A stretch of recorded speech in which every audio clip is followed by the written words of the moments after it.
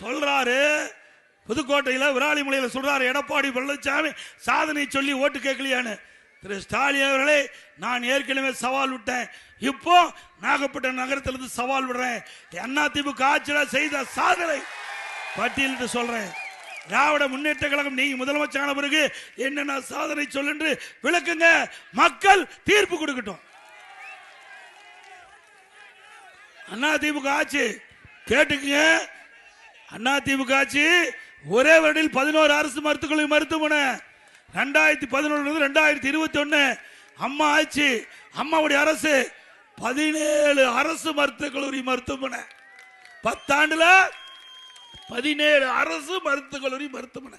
நான் முதலமைச்சர் இருந்த பொழுது 6 சட்டக்கல்லூரி 4 ஆண்டுல.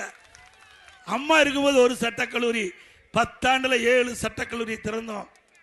21 பாலிடெக்னிக் கல்லூரி 10 ஆண்டுல 2011 2027 வரை.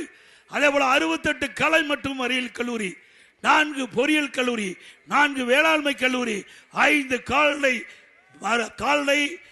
மருத்துவக் கல்லூரி, கால்நடை மருத்துவக் கல்லூரி, ஆராய்ச்சி நிலையம், ஒரு மிகப்பெரிய கால்நடை பூங்கா, ஆசியாவிலேயே மிகப்பெரிய கால்நடை பூங்கா சேலம் மாவட்டம் தலைவாசல்ல 1200 கோடியில 1000 ஏக்கர்ல கட்டினேன்.